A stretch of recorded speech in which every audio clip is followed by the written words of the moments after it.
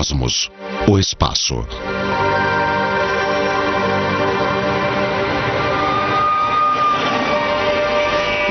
A gente enxerga o mundo como um lugar cheio de coisas.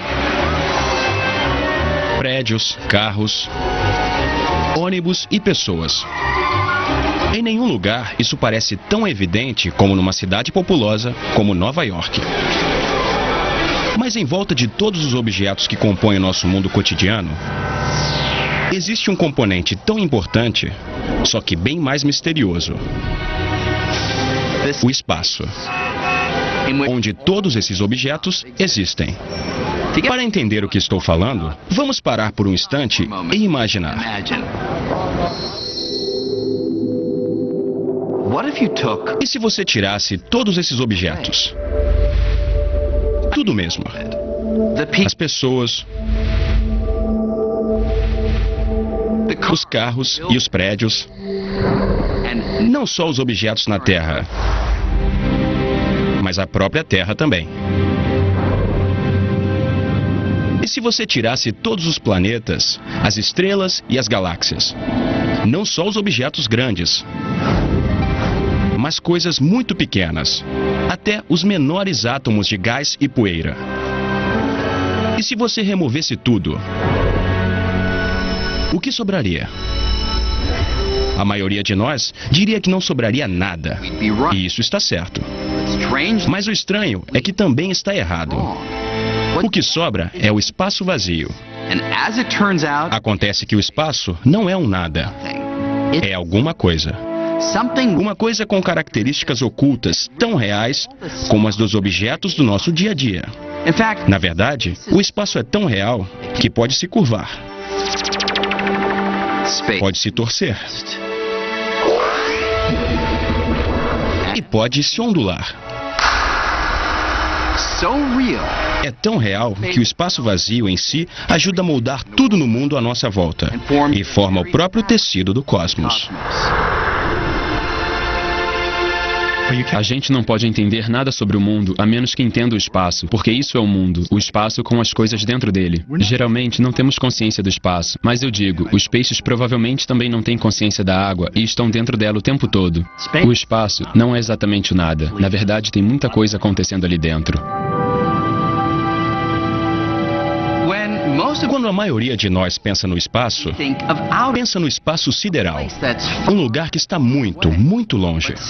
Mas o espaço está em toda parte. Podemos dizer que é o que existe de mais abundante no universo. Mesmo os menores objetos, como os átomos, o ingrediente básico em você, em mim e em tudo que vemos no mundo, até eles são quase inteiramente feitos de espaço vazio. Se a gente removesse todo o espaço dentro de todos os átomos que constituem as pedras, os vidros e o aço do Empire State Building, sobraria apenas um pedacinho do tamanho de um grão de arroz, mas que pesaria centenas de milhares de quilos.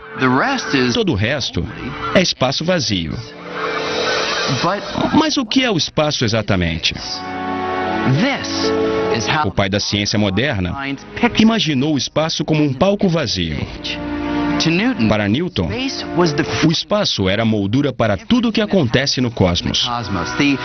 A arena onde o teatro do universo é encenado. O palco de Newton era passivo, absoluto, eterno e imutável. A ação não afetava o palco e o palco não afetava a ação. Ao representar o espaço dessa forma, Newton foi capaz de descrever o mundo como ninguém tinha sido capaz até então. Seu palco imutável permitia que ele entendesse quase todo o movimento que vemos e descrevesse leis que prevêem desde a forma como uma maçã cai da árvore até a órbita da Terra em torno do Sol. Essas leis funcionam tão bem que são usadas até hoje, seja para lançar satélites ou para pousar aviões. Todas elas dependem de um conceito radical: o espaço é real. Mesmo que você não possa ver, cheirar ou tocar, o espaço é real e físico o suficiente para ser uma referência para certos tipos de movimento, como a patinadora. Newton dizia que quando ela gira, seus braços se abrem porque ela está girando em relação a alguma coisa, que é o próprio espaço. Os filósofos têm discutido a natureza do espaço há muito tempo. O que Newton fez foi mudar os termos do debate.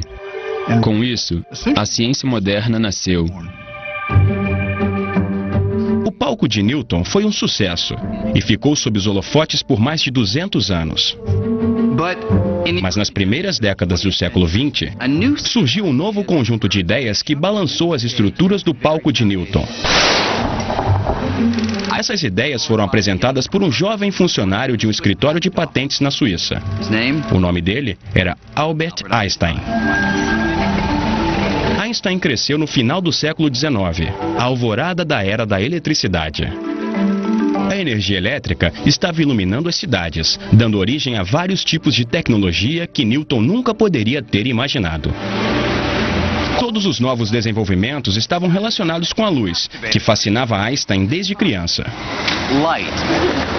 Não as lâmpadas e os postes de luz, mas a própria natureza da luz. A fascinação por uma característica particularmente estranha da luz, sua velocidade, foi o que levou Einstein a derrubar o conceito de Newton sobre o espaço.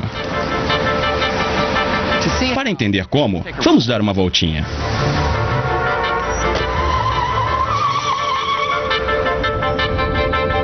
Nesse momento, estamos viajando a 32 km por hora. Para ir mais rápido, o motorista só precisa pisar no acelerador para a velocidade mudar. A gente pode sentir a mudança, mas também pode ver no velocímetro do táxi ou num desses radares de velocidade. Pode diminuir agora. Mas imagine que em vez de medir a velocidade do táxi, você tenha um sinal de radar que mede a velocidade da luz emitida pelo farol. Esse sinal mediria a luz viajando a uma velocidade espantosa, 1.080.000 km por hora. Quando o táxi começa a andar, você pode pensar que a velocidade da luz aumenta tanto quanto a velocidade do carro. Afinal de contas, o táxi em movimento dá um empurrãozinho para a luz. Mas, para nossa surpresa, não é isso que acontece. Nosso sinal de radar, ou qualquer outra medição da velocidade da luz, sempre vai detectar a luz viajando a 1.080.000 km por hora, independente do carro estar em movimento ou não. Mas como pode ser? Como todas as medições da velocidade da luz podem ter sempre o mesmo resultado? Quando você corre até uma parede, ela está indo em direção a você mais rápido do que quando você está parado em relação a ela. Mas o mesmo não acontece com a luz. A velocidade da luz é a mesma para todo mundo. Isso é extraordinário. Einstein resolveu esse quebra-cabeça da seguinte forma. Sabendo que a velocidade é só uma medida do espaço que um objeto percorre ao longo do tempo, ele propôs uma ideia incrível. O espaço e o tempo poderiam trabalhar juntos, se ajustando constantemente na medida certa para que a velocidade da luz seja sempre 1.080.000 km por hora. Para respeitar essa característica absoluta da luz, o tempo não poderia mais ser absoluto. O espaço teria que deixar de ser absoluto. E ambos precisariam ser relativos de um jeito que um influenciasse o outro. A ideia de que o espaço e o tempo são relativos só é estranha porque não nos movemos rápido o suficiente no dia a dia para perceber isso. Mas se o táxi pudesse correr a uma velocidade próxima da luz, os efeitos não estariam mais ocultos. Por exemplo, se você estivesse numa esquina e eu passasse por você perto da velocidade da luz, você veria o espaço se ajustando. E ia parecer que o meu táxi só tem alguns centímetros. E que o ponteiro do meu relógio gira muito devagar. Da minha perspectiva, dentro do táxi, meu relógio estaria funcionando normalmente e o espaço ia parecer o de sempre. Mas Mas quando eu olhasse para fora do táxi, veria o espaço se ajustando. Tudo para manter a velocidade da luz constante. Para Einstein, tempo e espaço não são rígidos e absolutos. Eles se fundem com o movimento para formar uma única entidade que veio a ser chamada de espaço-tempo. Nas mãos de Albert Einstein, essa nova ideia do espaço desvendou um mistério profundo envolvendo a força mais familiar do cosmos: a gravidade. Newton sabia que a gravidade é uma força que atrai os objetos entre si. E as leis que ele descreveu prevêem essa força com uma precisão fantástica. Mas como a gravidade realmente funciona? Como a Terra atrai a Lua por centenas de milhares de quilômetros de espaço vazio? As duas se... Após se dedicar ao problema por mais de 10 anos, Einstein chegou a uma conclusão surpreendente. O segredo da gravidade estava na natureza do espaço-tempo, que era muito mais flexível do que ele tinha previsto e que podia se esticar como um tecido. Isso era uma ruptura radical com Newton. Pense nessa mesa como espaço-tempo e nas bolas como objetos no espaço. Se o espaço-tempo fosse plano como a superfície da mesa, os objetos se moveriam em linha reta. E se o espaço é como um tecido que pode se esticar e dobrar? Isso pode parecer um pouco estranho, mas veja o que acontece se eu coloco um objeto pesado no tecido flexível do espaço-tempo.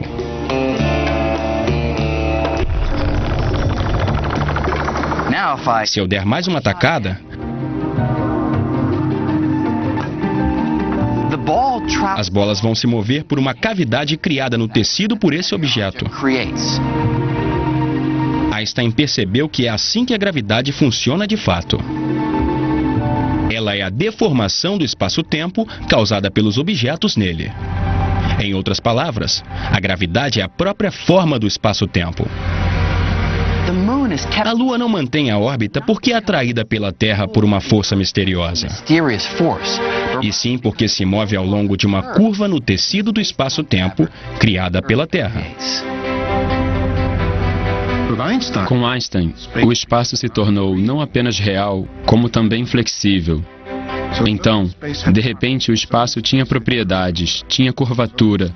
De repente, o espaço tinha uma geometria flexível, quase como uma folha de borracha. Isso abre um novo caminho para pensar a realidade e descrever todo o universo. Einstein virou Einstein por causa dessa observação. Enquanto Newton considerava que o espaço era passivo, Einstein considerava que ele era dinâmico. Para ele, o espaço está entrelaçado com o tempo e determina como os objetos se movem. Depois de Einstein, o espaço não pode mais ser pensado como um palco estático, e sim como um ator que interpreta o papel principal no teatro cósmico.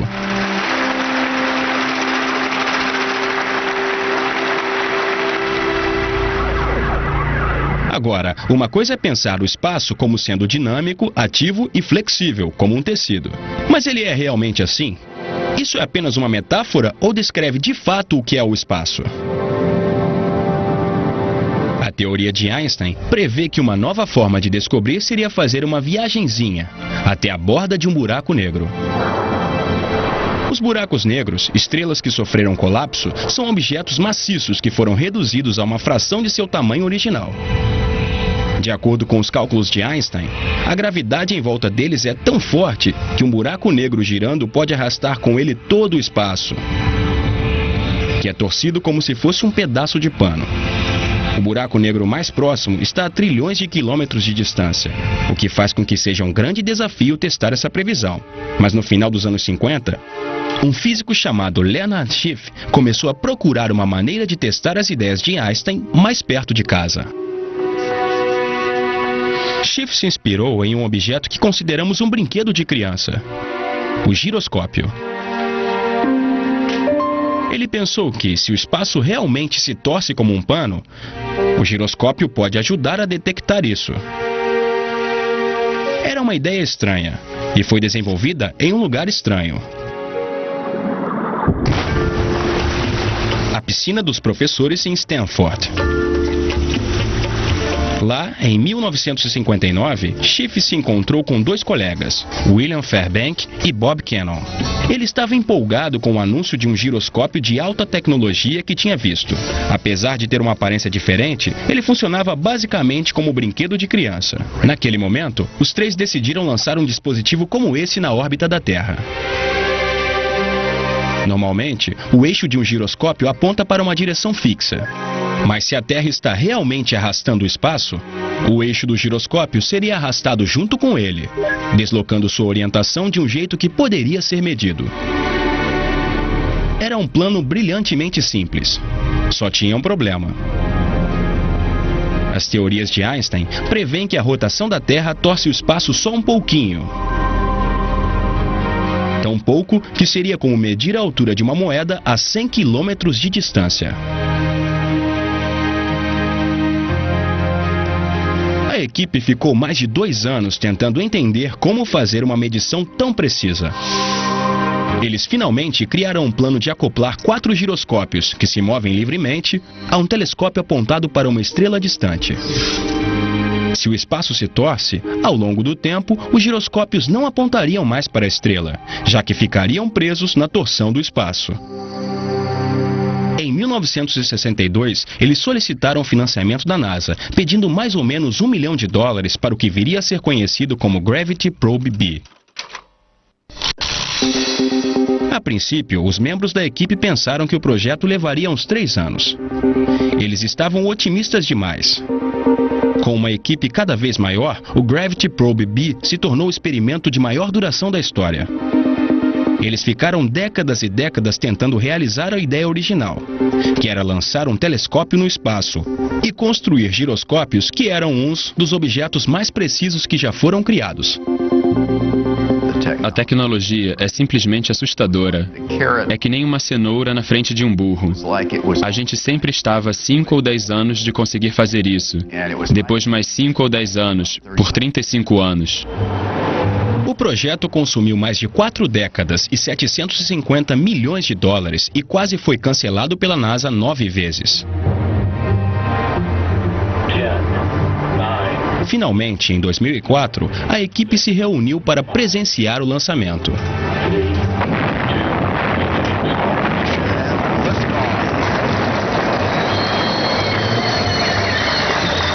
Dos 3 homens que estavam na piscina em 1959, só um ainda estava vivo para ver.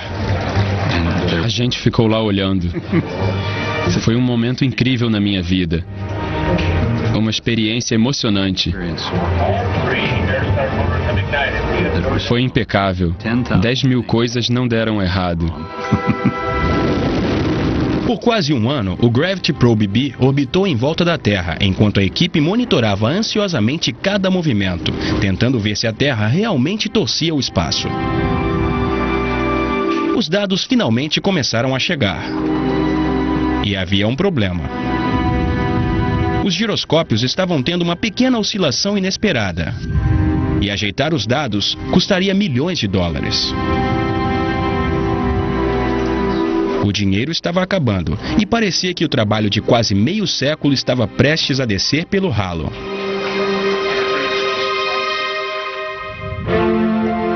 Quase no último momento possível, apareceram 2 fontes de recursos. O filho de William Fairbank, um dos membros originais da equipe, fez uma doação pessoal, e Turki Al-Saad, um membro da família real saudita formado em aeronáutica por Stanford, providenciou uma grande doação. Ao longo dos próximos 2 anos, o problema com os dados foi resolvido, revelando que os eixos dos giroscópios tinham se deslocado quase exatamente como estava previsto nas equações de Einstein. Acho que foi a primeira vez que deu para ver o efeito de Einstein, a deriva, a olho nu. Esse experimento forneceu a prova mais direta de que o espaço é uma coisa real. uma entidade física como um tecido. Afinal de contas, se o espaço fosse nada, não haveria nada para torcer.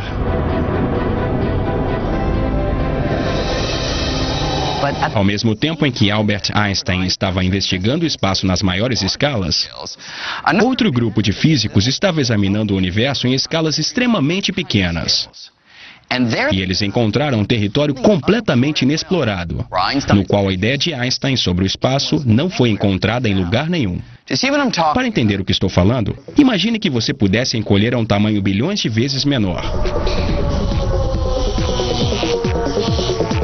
Essa é a esfera dos átomos e das partículas subatômicas, os componentes fundamentais de tudo que podemos ver. Se você tem esse tamanho, o mundo segue um conjunto de leis totalmente diferente, chamado mecânica quântica. De acordo com essas leis, mesmo que você tentasse remover cada átomo e partícula, veria que o espaço vazio está longe de ser vazio. Ele está repleto de atividade. As partículas estão constantemente deixando de existir e ressurgindo. Elas surgem do nada, aniquilam umas às outras rapidamente e desaparecem. Embora a teoria previsse isso, foi em 1948 que um cientista chamado Hendrik Casimir sugeriu que, embora a gente não possa ver essas partículas, por causa delas o espaço faz uma coisa que podemos ver. Ele previu que se você pegasse duas placas comuns de metal e colocasse uma perto da outra, mais perto que a espessura de uma folha de papel, algumas partículas com determinadas energias seriam excluídas, porque de certa forma elas não iam caber entre as placas. Como a maior parte dessa atividade frenética acontece fora das placas e não dentro, Casimir achou que elas seriam aproximadas por aquilo que geralmente chamamos de espaço vazio. Alguns anos mais tarde, esse experimento foi realizado.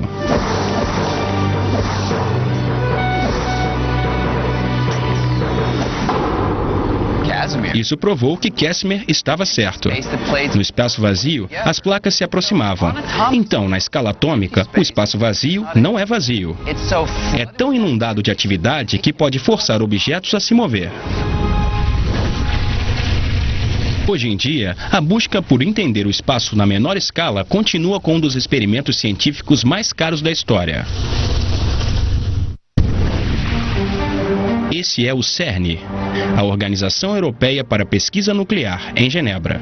Aqui, enterrado a mais de 50 metros do solo, está o Grande Colisor de Hadron, o acelerador mais poderoso do mundo. Seu custo foi cerca de 10 bilhões de dólares, e ele acelera partículas subatômicas até mais de 99,99% da velocidade da luz, e faz com que elas colidam umas contra as outras. Na chuva de detrito produzido por essas colisões, os cientistas descobriram uma fauna de partículas estranhas e exóticas. Agora mesmo, eles estão perseguindo uma das mais complexas. Uma partícula que seria fundamental para formar tudo, desde os átomos no nosso corpo até as estrelas mais distantes. Se essa partícula for encontrada, ela vai redefinir nossa concepção do espaço e cumprir uma missão que começou mais de 40 anos atrás. Tudo começou em 1964, quando um jovem físico inglês chamado Peter Higgs fez uma sugestão tão radical sobre o espaço que quase arruinou sua vida. Me disseram que eu estava falando bobagem, que eu não poderia estar certo. É claro que ninguém entendeu o que eu estava falando. Higgs e alguns outros cientistas estavam tentando montar um quebra-cabeça. Todas as partículas fundamentais do universo contêm diferentes quantidades de massa, que normalmente consideramos peso. Sem a massa, essas partículas nunca se combinariam para formar os átomos que compõem todas as coisas que vemos no mundo. Mas o que cria a massa? Por que as partículas têm diferentes massas? Por mais que os cientistas tentassem, ninguém nunca tinha sido capaz de responder essa questão complexa. Num fim de semana, após uma caminhada nos arredores de Edimburgo, Higgs teve uma ideia curiosa. Usando a matemática, ele imaginou o espaço de um novo jeito, como se ele fosse um oceano. As partículas estariam imersas nesse oceano e ganhariam massa enquanto se movessem por ele. Para entender como isso funciona, pense na massa de uma partícula como a fama de um ator. E no oceano de Higgs, como os paparazzi. Algumas partículas são como os atores desconhecidos e passam facilmente. Os paparazzi não estão interessados nelas. Mas outras partículas são como as grandes estrelas e têm que abrir caminho. Quanto mais essas partículas se esforçam para passar, mais elas interagem com o oceano e ganham massa. Higgs estava convencido de que tinha feito uma grande descoberta. Mas quando ele enviou sua ideia para um jornalista do CERN, ela foi rejeitada. Sem se abalar, Higgs aprimorou sua teoria, até que surgiu a chance de apresentá-la no antigo recanto de Einstein, o Instituto de Estudos Avançados de Princeton. Ele esperava que suas ideias fossem encontrar os críticos mais ferrenhos lá. Eu estava dirigindo feliz na estrada, quando vi uma placa para Princeton. E isso me fez perceber no que eu estava me metendo. Comecei a suar frio e a tremer. Tive que parar o carro para me recompor. Mas Higgs insistiu. Aquela foi a primeira de uma série de conversas que iriam convencer seus colegas de uma vez por todas que aquilo era uma grande descoberta. No fim das contas, eu os venci pelo cansaço. Eu triunfei. Então aproveitei as festas que vieram em seguida. Hoje, a ideia pioneira de Higgs, chamada de campo de Higgs, é crucial para o nosso entendimento do espaço. O campo de Higgs está em toda parte, e até no vácuo mais vazio do espaço tem um efeito. Ele nos dá massa. Acho que Higgs merece mesmo crédito por ter sido uma das pessoas que disseram que o espaço é uma coisa, e tem propriedades que são intrínsecas, das quais não podemos nos livrar. Não dá para desligar elas. O único problema é que não temos nenhuma prova física de que o campo de Higgs existe. Pelo menos não ainda.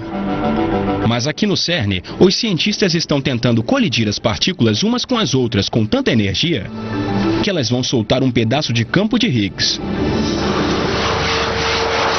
produzindo uma partícula própria.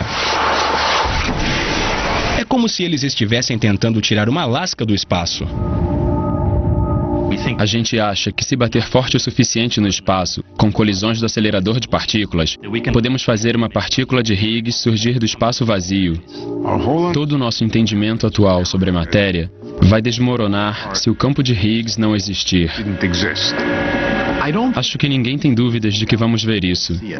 Se não, com certeza, vai ser um resultado muito bizarro.